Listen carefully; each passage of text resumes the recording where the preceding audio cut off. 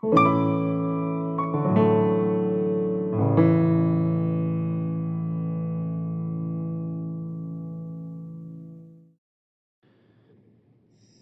livro das Crônicas, capítulos 12 e 13.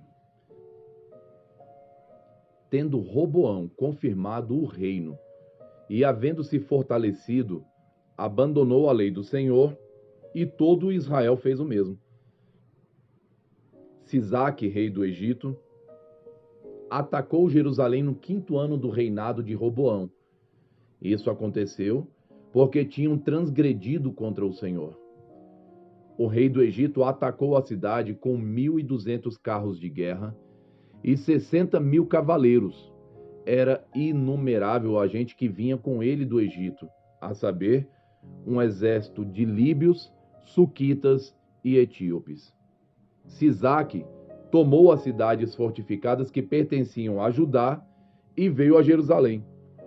Então o profeta Semaías foi falar com Roboão e com os príncipes de Judá, que por causa de Sisaque se haviam ajuntado em Jerusalém. E lhes disse: Assim diz o Senhor, vocês me abandonaram, e por isso eu os abandonei, entregando-os nas mãos de Sisaque. Então os príncipes de Israel e o rei se humilharam e disseram: O Senhor é justo. Quando o Senhor viu que eles se humilharam, a palavra do Senhor veio a Semaías, dizendo: Eles se humilharam.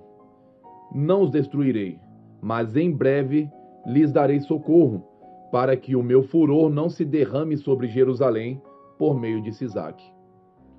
Porém, serão servos dele, para que conheçam a diferença entre o que é servir a mim e servir os reinos da terra.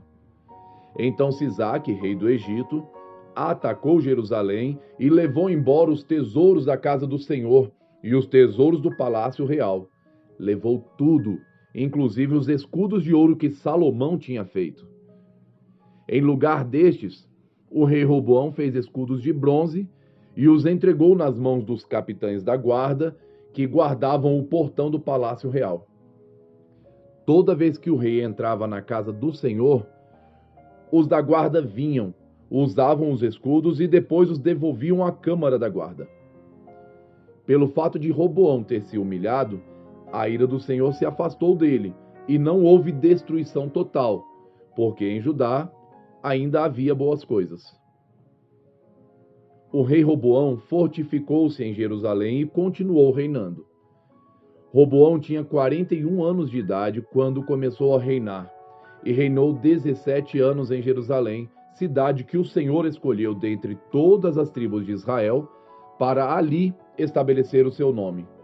A mãe dele se chamava Naamá, e era amonita. Roboão fez o que era mal, porque não dispôs o coração para buscar o Senhor. Quanto aos demais atos de Roboão, tanto os primeiros como os últimos, não está tudo escrito no livro da história de Semaías, o profeta, e no livro da história de Ido, o vidente, no registro das genealogias? Roboão e Jeroboão estiveram sempre em guerra. Roboão morreu e foi sepultado na cidade de Davi, e Abias, seu filho, reinou em seu lugar. No 18º ano do reinado de Jeroboão, Abias começou a reinar sobre Judá. Ele reinou 3 anos em Jerusalém. A mãe dele se chamava Micaía e era filha de Uriel, de Gibeá. Também houve guerra entre Abias e Jeroboão.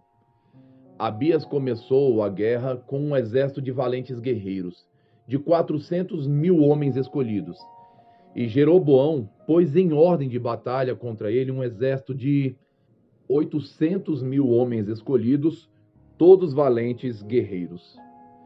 Abias pôs-se em pé no alto do monte Zemaraim, que está na região montanhosa de Efraim, e gritou: Jeroboão e todo Israel, escutem o que eu vou dizer. Será que vocês não sabem que o Senhor, o Deus de Israel, deu para sempre a Davi a sabedoria de Israel, e a ele e aos seus servos por uma aliança perpétua? Contudo, Jeroboão, filho de Nebate, servo de Salomão, filho de Davi, se levantou e se rebelou contra o seu senhor. Juntaram-se a ele uns homens vadios e malignos, que desafiaram Roboão, filho de Salomão. Como Roboão ainda era jovem e indeciso, não lhes pôde resistir. Agora vocês pensam que podem resistir ao reino do Senhor que está nas mãos dos filhos de Davi? Vocês são uma grande multidão e estão trazendo com vocês os bezerros de ouro que Jeroboão fez para serem os seus deuses. Não é verdade que vocês expulsaram os sacerdotes do Senhor, os filhos de Arão e os levitas, e escolheram para si outros sacerdotes, como fazem os povos de outras terras? Qualquer um que vem para consagrar-se com um novilho e 7 carneiros, logo se torna sacerdote daqueles que não são deuses. Quanto a nós, o Senhor é o nosso Deus, e nunca o abandonamos.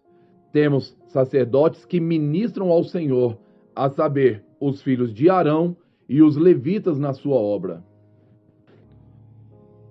Cada dia, de manhã e à tarde, oferecem holocaustos e queimam incenso aromático, colocando em ordem os pães da propiciação sobre a mesa puríssima, e o candelabro de ouro e as suas lâmpadas para se acenderem cada tarde, porque nós guardamos o preceito do Senhor nosso Deus, ao passo que vocês o abandonaram. Eis que Deus está conosco, à nossa frente, e também os seus sacerdotes, tocando as trombetas para darem o grito de guerra contra vocês, ó filhos de Israel.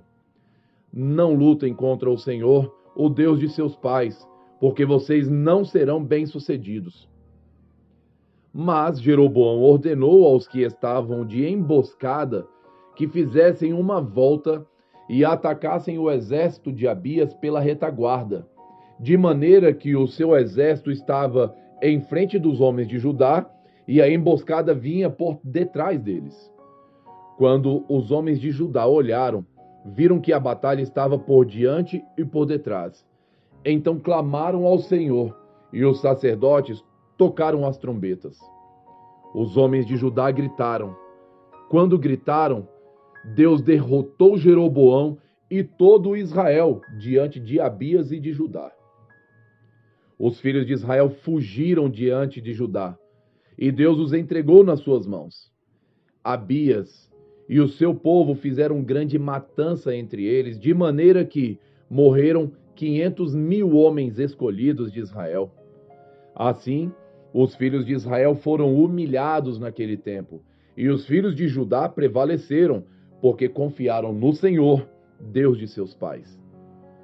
Abias perseguiu Jeroboão e lhe tomou as cidades de Betel, Gesana e Efron, com as suas respectivas vilas. Jeroboão não restaurou mais o seu poder no tempo de Abias. O Senhor feriu Jeroboão e ele morreu. Abias, porém, se fortificou. Tomou para si 14 mulheres e gerou 22 filhos e 16 filhas. Quanto aos demais atos de Abias, tanto o que fez como o que disse, está tudo escrito no livro da história do profeta Ido. Salmos 76. Deus é conhecido em Judá, grande é o seu nome em Israel. Em Salém está o seu tabernáculo, e em Sião a sua morada. Ali despedaçou ele as flechas, o escudo, a espada e a batalha. Tu és ilustre e mais glorioso do que os montes eternos. Os corajosos foram despojados, jazem a dormir o seu sono. E nenhum dos valentes pode valer-se das próprias mãos. Ante a tua repreensão, ó Deus de Jacó, carros de guerra e cavalos foram lançados num sono profundo. Tu sim, tu és terrível. Se está irado, quem pode permanecer na tua presença? Desde os céus fizeste ouvir o teu juízo. A terra tremeu e se aquietou. Quando Deus se levantou para julgar e salvar todos os humildes da terra, pois até a ira humana há de louvar-te, da ira restante te cingirás. Façam votos ao Senhor, seu Deus, e tratem de cumpri-los. Todos os que rodeiam tragam presentes àquele que deve ser temido. Ele acaba com o orgulho dos príncipes, ele é tremendo para os reis da terra. João, capítulo 11, dos versos 28 a 57. Depois de dizer isso, Marta foi chamar Maria, sua irmã, e lhe disse em particular: O mestre chegou e está chamando você. Quando Maria ouviu isso, levantou-se depressa e foi até ele, pois Jesus ainda não tinha entrado na aldeia, mas permanecia onde Marta o havia encontrado. Os judeus que estavam com Maria em casa e a consolavam, vendo-a levantar-se depressa e sair, seguiram-na, pensando que ela ia ao túmulo para chorar. Quando Maria chegou ao lugar onde Jesus estava, ao vê-lo, lançou-se aos seus pés, dizendo: Se o Senhor estivesse aqui, o meu irmão não teria morrido. Quando Jesus viu que ela chorava e que os judeus que a acompanhavam também choravam, agitou-se no espírito e se comoveu, e perguntou: Onde vocês o puseram? Eles responderam: Senhor, venha ver. Jesus chorou. Então os judeus disseram: Vejam quanto ele o amava. Mas alguns disseram: Será que ele que abriu os olhos ao cego não podia fazer com que Lázaro não morresse?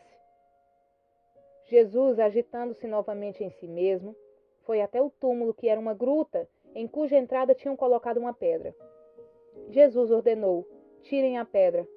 Marta, irmã do falecido, disse a Jesus: Senhor, já cheira mal porque está morto há 4 dias.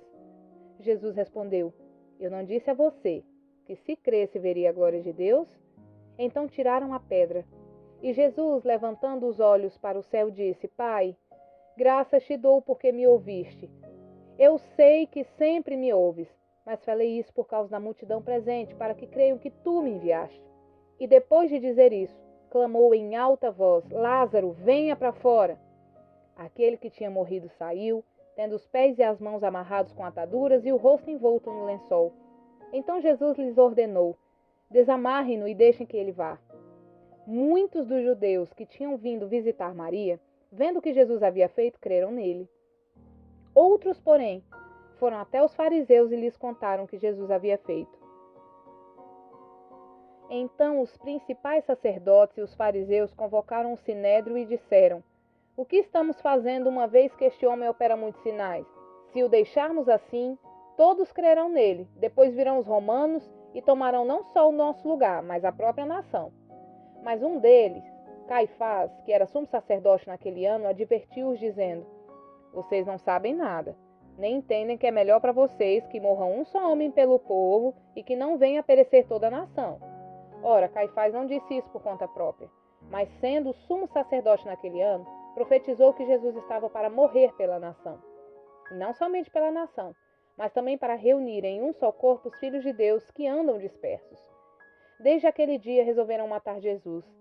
Assim sendo, Jesus já não andava publicamente entre os judeus, mas retirou-se para uma região vizinha ao deserto, para uma cidade chamada Efraim, onde permaneceu com os discípulos. Estava próxima a Páscoa dos judeus e muitos daquela região foram a Jerusalém antes da Páscoa para se purificar. Lá procuravam Jesus e, estando eles no templo, diziam uns aos outros: O que vocês acham? Ele não virá à festa? Ora, os principais sacerdotes e os fariseus haviam ordenado que, se alguém soubesse onde ele estava, o denunciasse para que pudessem prendê-lo. Curta, Comente E compartilhe.